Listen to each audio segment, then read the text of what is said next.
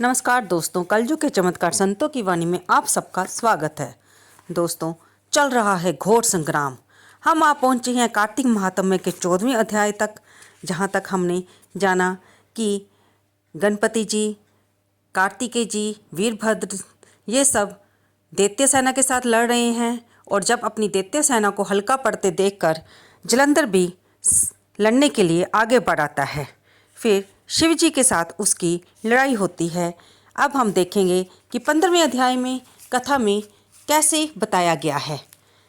नारद जी बोले, शिवजी के गण वीरभद्र को गिरा देखकर हाहाकार करते हुए शिवजी के पास गए। तब शिवजी बैल पर चढ़कर हंसते हुए युद्ध भूमि में आए। शिवजी को रण में देख रुद्रगण सिंह की सी गर्जना करते हुए बाणों की वर्षा से असुरों को मारने लगे।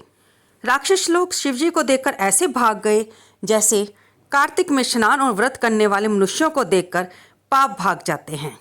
जलंधर दैत्यों को भागते देखकर बाण चलाता हुआ महादेव जी के ऊपर टूट पड़ा तथा शुंभ, निशुंभ, कालनेमी, बालाहक, खंगरोमा, प्रचंड, घसमर इत्यादि भी असुर शिवजी के ऊपर झपटे। शिवजी बाणों से घिरी सेना देखकर अपने बाणों से दैत्यों के बाण काट देते थे। फिर बाणों की वर्षा से दैत्यों को उन्होंने पृथ्वी पर गिरा दिया और क्रोधित होकर फरसे से खड्ग रोमा का सिर काट दिया। खटवांग से बालाहक दैत्य के सिर के टुकड़े टुकड़े कर दिए। घसमर को पाश से बांधकर पृथ्वी पर गिरा दिया।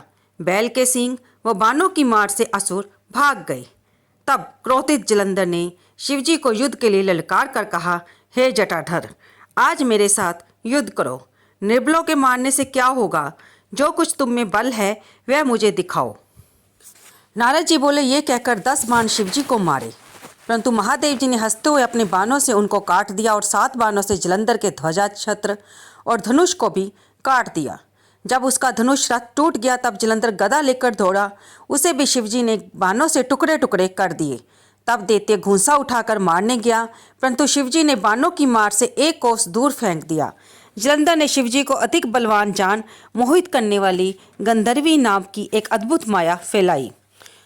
तब अप्सरा व गंधर्वों का नृत्य होने लगा। सम, ताल, वेणु और मृदंग बजने लगे।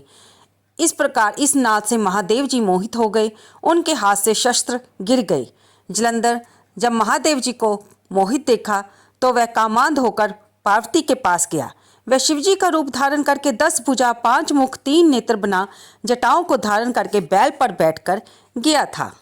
शिवजी को युद्ध से आया जानकर पार्वती जी सखियों को छोड़कर दर्शन के लिए गई, लेकिन जलंधर उनकी सुंदरता को देखकर मोहित हो गया और जड़ बन गया, जिससे पार्वती जी पहचान गई कि ये दैत्यराज है और छल कपट करके वहाँ पर आया है। वह शीघ्र ही मानसरोवर में चली गई। तब जलंधर बिजली की चमक की भांति पार्वती को गई देखकर पुनः युद्ध में आ गया। तब पार्वती जी ने क्रोधित होकर विष्णु जी का ध्यान किया और विष्णु जी ने पार्वती को दर्शन दिए। तब पार्वती जी बोली, हे विष्णु, जलंधर दैत्य ने बहुत ही नीच कर्म किया है, क्या आपको ज्ञात नहीं है? वह छल कपट करके मेरे पास आया था। भगवान बोले, उसने अपने मरने का उपाय बता दिया है। जैसा छल उसने आपके साथ किया है उसी की भांति हम भी उसकी स्त्री के साथ छल करेंगे, क्योंकि इसकी स्त्री बड़ी पतिव्रता है। पतिव्रत धर्म के रहते हुए वह मारा नहीं जा सकता, वही इसकी रक्षा करती है। नारद जी बोले, रुद्र गंधर्व सहित युद्ध में रहे और विष्णु जलंधर की नगरी चले गए। जब माया अंतर्ध्यान होगी तब शिवजी को ध्यान आया और तब शिवजी ने क्रोधित होकर लड़ाई के लिए जलंधर पर चढ़ाई कर दी। शिवजी को आया देख जलंधर भी बाणों की वर्षा करने लगा।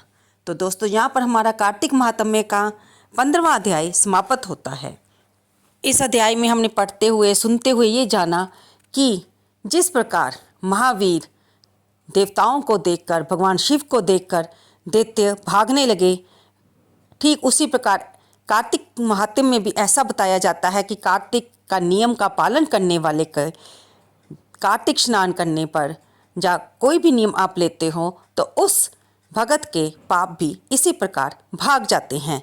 दूसरी तरफ हमने जाना कि जो स्त्री पतिव्रत धर्म का पालन करती है वह उसकी तपस्या में इतना बल होता है कि वह चाहे उसका पति दैत्य भी हो तो वह उसकी शक्ति का आधार बन जाती है।